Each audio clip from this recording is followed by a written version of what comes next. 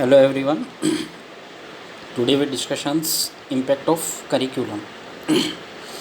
Last previous relationship between curriculum and syllabus and three level of learning points ये हम लोगों ने पढ़ा.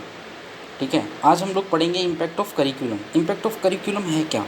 ठीक है, तो इम्पैक्ट किस तरीके से होता है. तो एट फर्स्ट मैंने क्वेश्चन लिखा है इसमें, how does the national curriculum affect primary schools.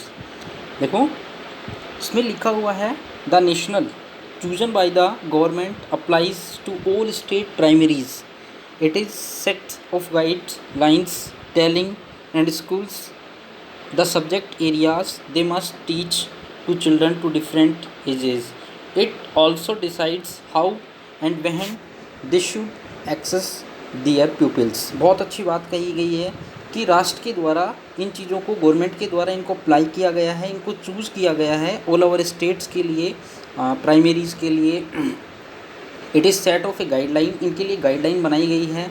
Telling schools, और स्कूल्स को बताया गया है the subject areas they must teach, कि आपको इन्हीं एरियाज़ में बच्चों को क्या कराना है, टीचिंग करानी है ऑफ डिफरेंट एजेस, डिफरेंट अलग अलग एजेस में. देखो जब आप फर्स्ट स्टैंडर्ड में होते हो, जब सेकंड स्टैंडर्ड में होते हो, तो स्टेप बाय स्टेप आपकी बुक की जो है एक्सप्लेनेशन वो बढ़ती चली जाती है, और जैसे जैसे आप बढ़ते चले जाते हो वैसे वैसे आपका डिस्क्रिप्टिव पार्ट बढ़ता चला जाता है. उसी प्राइमरी में थोड़ा कम सिखाया जाता है, एन आ नाम सिखाया जाता है, फिर थोड़े से 2 शब्द लिखना सिखाए जाते हैं, फिर 4 शब्द लिखना सिखाए जाते हैं. पहले ए फॉर एप्पल सिखाया जाता है, देन फिर एक एप्पल की पूरी स्पेलिंग सिखाई जाती है, फिर एक 2 वर्ड्स लिखना सिखाए जाते हैं, उसके बाद एक सेंटेंस लिखना सिखाया जाता है. इस तरीके से जो गाइडलाइंस बनी हुई हैं वो इसको इम्पेक्ट करती है.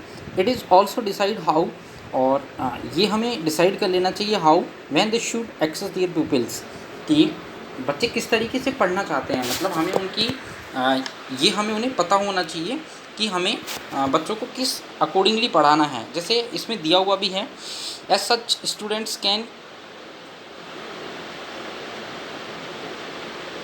glean from and syllabus the instructors and interpersonal style and approaches ability, and therefore can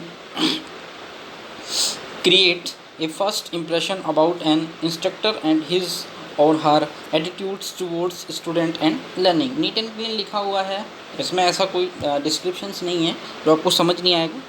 and then second step लिखा हुआ है कि result supported to the hypothesis and that is syllabus written in a friendly rather than unfriendly tone evoked perceptions and of the instructor being more warm, more and approachable and more motivated to teach the course.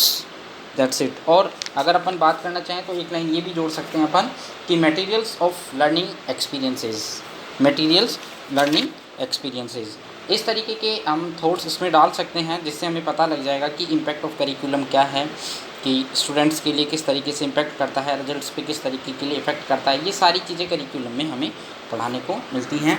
अगर आपको video में कोई problem हो, कोई part समझ नहीं आया हो, किसी का हिंदी में भी ट्रांसलेशन समझ नहीं आया हो, किसी का अगर आपको हिंदी में दोबारा से रिपीटिशन करवाना हो तो मैं रिपीट कर दूँगा, बट डाउट क्लास के अंतर्गत आप नीचे कमेंट कर देना. Thank you all of you.